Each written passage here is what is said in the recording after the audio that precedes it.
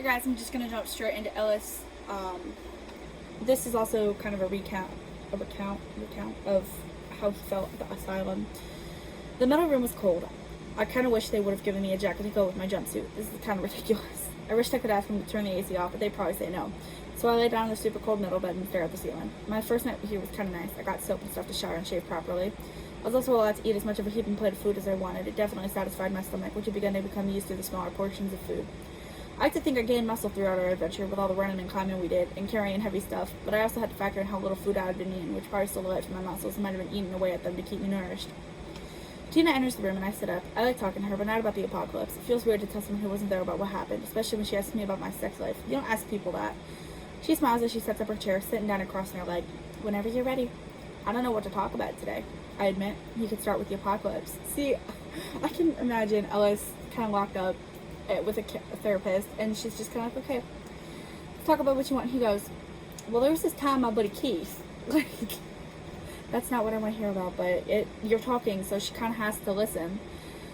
I didn't really want to, but I think how me and Nick met was pretty cool. I could also tell her about his eyes. Well, okay.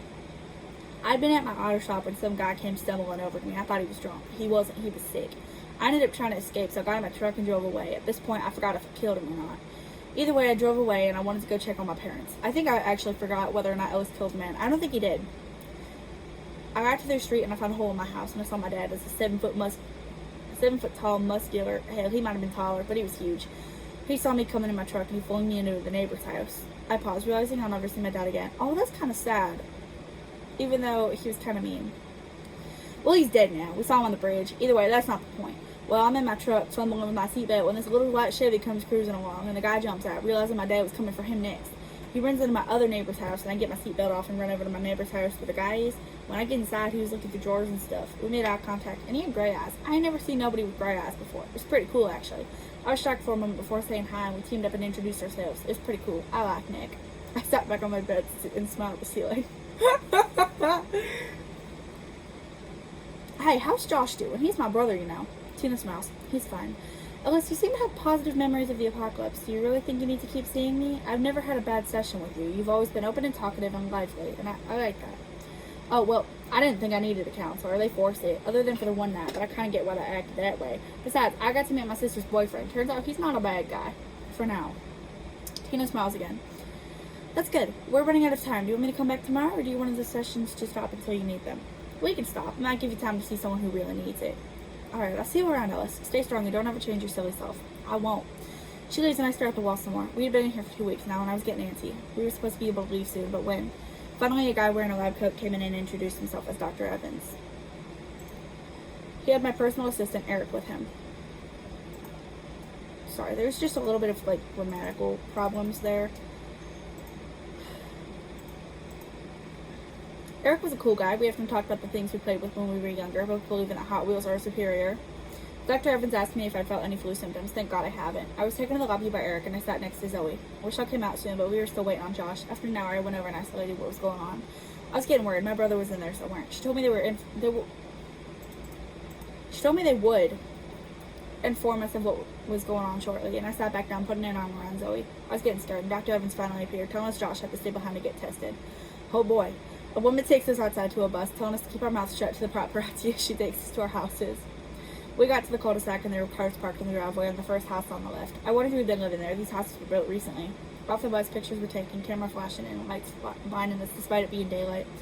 People asked if we had any love interest or if we were all single. They wanted to know everything. Finally, I got my house, which was right next to Zoe's. Josh would be next to me, but he wasn't here, so he skipped on the booze with Shovel, Nick, and Coach, who was beside the house across the street. I went inside, seen it was barely furnished. It had a couch and TV and stuff, but nothing to make it seem like home. As soon as I saw the bus pull away and the paparazzi left too, I snuck over to Zoe's place, opening the door and calling her name. You don't want your friends raiding your house. Ellis just goes in like he owns the place. What? I found her in the living room and I sat next to her. How you feeling? This place sucks, she answers, looking over at me. I hate it here. I want to go home. I want to know where my siblings are, if my mom made it out okay. Ellis, I'm lost, and now I'm alone. Oh, Zoe. I hold her face in my hand, staring into her eyes. Zoe, you are not alone. You've got me. I ain't going nowhere, I promise. I kissed her and she wrapped her arms around me. We held each other for a while, ended up cuddling while Zoe sat and processed things. I lay with my head on her stomach and she didn't seem to mind. I only wanted to be with her. I didn't want to see any of this nonsense anymore. Suddenly someone knocked on the door and I looked up. I'll get it. It's like we were already living together. I was moving in. I won't bother to move anything out of the other house other than my soap and car. That's kind of like a waste, I feel like, though. Like, they should have just been like, okay, who all needs houses? Like, who's gonna live together? But they didn't. They didn't. I opened the door to see Nick standing there. I knew you'd be here, especially after you didn't answer over there. Oh, wait, that was Nick speaking. I knew you'd be here, especially after you didn't answer over there. He gestures to my place and smiles. I needed to talk to you, kid. Sure. Michelle's pregnant. We're almost 100% sure. She's about a month in, but I want to be sure. I'm going to get a pregnancy test for her now, and I was wondering if maybe you and Zoe needed one. I didn't need to know if y'all did anything, but I'm just trying to look out for you guys. The White Garden Asylum knows, so Rochelle has to go back every Friday until the baby's born, if she's pregnant. Damn. Sure, well, that might be a good idea. Nick nods, leaving, and I shut the door. I go back to the living room, coming back into Zoe's arms. She asks what he wanted. Zoe, you don't think you're pregnant now, do you? I don't know. I've never been pregnant before, so I don't know what it feels like. Me either. Zoe laughs. Ellis, you can get pregnant. I know. I smile with no butter. That's why I don't know what it feels like. Zoe smiles, shaking her head and kissing me. I love you. I love you too, I say, resting my head on her stomach and falling asleep. Not too long later, I wake up because she was telling me someone was at the door. I roll off the couch, finding Nick there. Sorry it took so long. He apologizes, handing me a box. People wanted pictures and autographs, and I kind of fought some of them. Nick, I laugh. Sounds just like you. He smiles. I'll see you around, kid. You know where I am. Well, actually, I'll be with Rochelle. My car will forever be there. I've already moved in. Anyways, good luck. With that, he heads back to his car, driving the short distance to Rochelle's place, which was right next to Lewis's.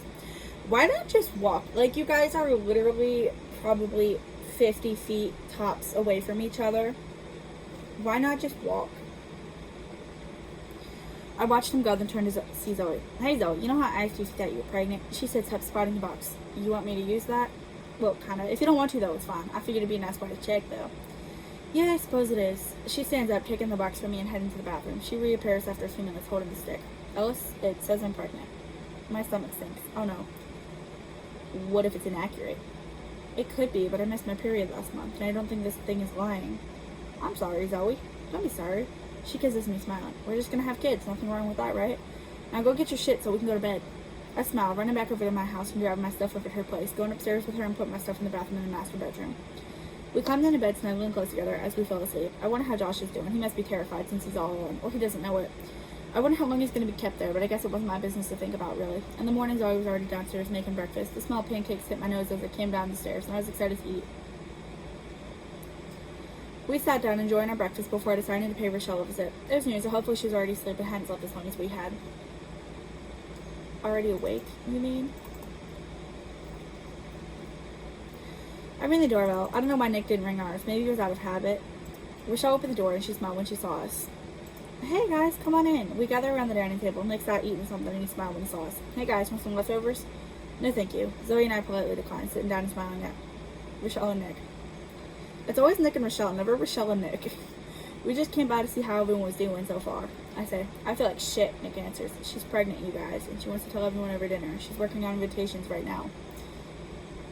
So, the only people who don't know are literally Coach and Lewis, and Josh too, but Josh doesn't really matter. Invitations? Oh, are we going to celebrate her pregnancy? That's kind of stupid.